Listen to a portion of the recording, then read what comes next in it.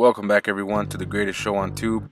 Let's start off with this marinade, and I used half a cup of lemon juice, a quarter cup of Worcestershire sauce, another quarter cup of soy sauce, and then I added 2 tablespoons of dried basil leaves, 3 tablespoons of garlic powder, and 1 tablespoon of ground cumin, and I added a little bit of pepper to it.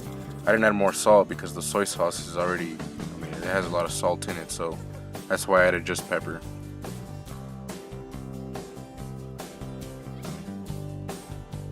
Now let's put in the marinade inside our Ziploc bag with our I think it was 7.8 pounds of chuck eye roast, and it's much better than the regular beef chuck roast because it's like the end part, I think, of the like the ribeye, the rib part. So I consider it like a cross of ribeye roast and chuck roast. And yeah, when you marinate it, don't forget to take out all the air from the bag. So anyways, yeah, let's season this bad boy because it's a lot of beef, and it's nothing worse. Two things: nothing worse than having unseasoned beef and way too much seasoning on beef, especially salt. But obviously you want to be right down the middle. Preferably you would want to have, obviously, not too much salt, because then you just add salt when you're eating it. So but yeah, let's give this a good seasoning here. Once you start cooking more and more with getting more experience, you'll kind of get used to how much is a good amount of seasoning. Salt, but pepper is just that extra little push to the beef. And but yeah, don't forget, if this was like around a 12 pound roast, you would want to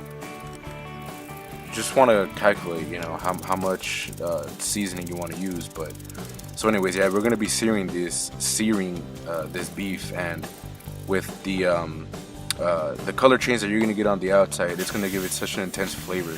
Because imagine if you were boiling this. I've talked about this before.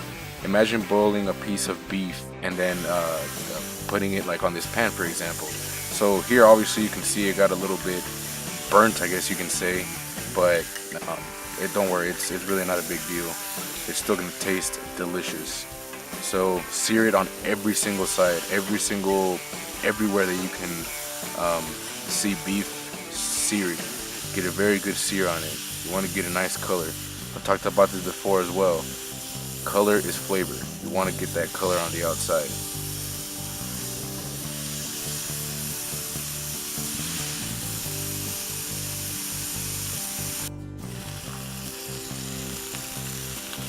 And I should have probably done this, or no, I actually should have done this in the Dutch oven, because that's where we're going to be roasting this bad boy at.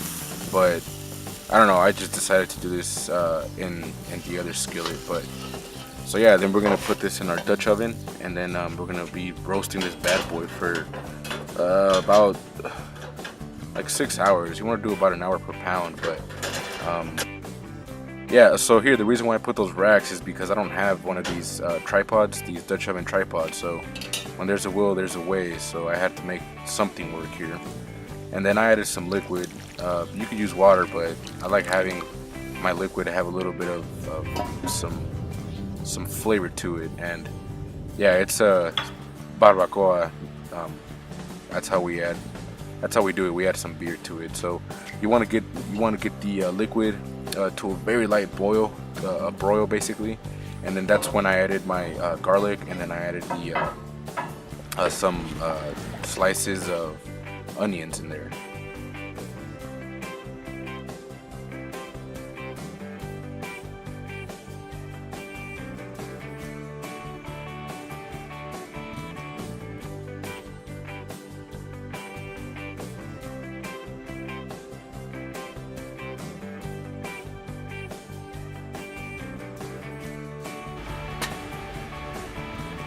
And now we're gonna add some oregano in here.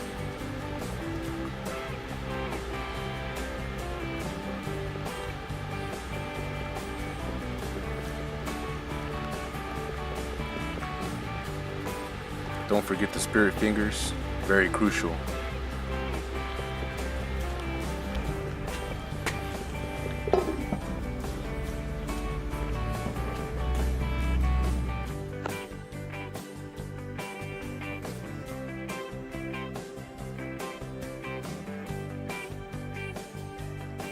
So after about an hour and a half, this is what it's looking like. You want those light bubbles in there. Those very, you don't want it boiling completely because it's gonna cook way too fast, but you want those bubbles in there. It lets you know it's at a perfect temperature for roasting it. Alright, so after a while I noticed that it was a little bit too hot for what I wanted. So right there you really can't see, but the fire is going. And I also took a risk here by putting it basically just by itself like that. It's a risk I took, so if you're gonna do that, just be careful. Make sure it doesn't move around, because if that Dutch oven spills over, man, it's gonna be a mess, and it's gonna be a waste of food right there too. So after a while, I think this was about 3 hours, maybe 4 hours. That's what it's looking like, and I mean, that fire is burning right there. You can't really see it, but that's what I mean about having it cook very slowly. And I mean, look how I separated earlier, and I have the heat all the way down, and you can still see that it has nice bubbles in there. It lets you know it's cooking very slowly in there, and then plus the Dutch oven, the lid on top, it's thick. It's a lot thicker, so it's gonna basically, obviously, Dutch oven, it cooks like an oven, in other words. And this was, I think, at the 5.5 hour, almost 6 hour mark, and I'm just gonna show you here that just look at this. Look how easy that this beef just moves around. How easy it pulls. I mean, I don't even have to, really put much effort into it. But I used a internal thermometer reader, and I think it was at about 202, 203, and I think that's perfect for it to be ready. I mean, you want it to hit above 195 and between 195 and 205. So I mean, just look at this bad boy. Look at it. I mean, I'm over here kind of even getting excited, but yeah, I mean, this bad boy is ready to go. You can shred it up, obviously, which mostly everybody's gonna do with this style of cook, and put it either in some tacos. You can do some tortas, which is basically a Mexican burger. There's so many ways to do this. You can do burritos. Yeah, don't forget to close your propane tank for safety.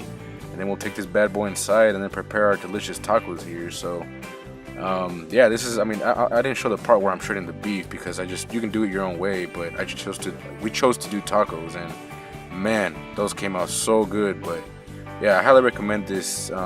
Takes a while, don't forget, it's about 6 hours, but very well worth it.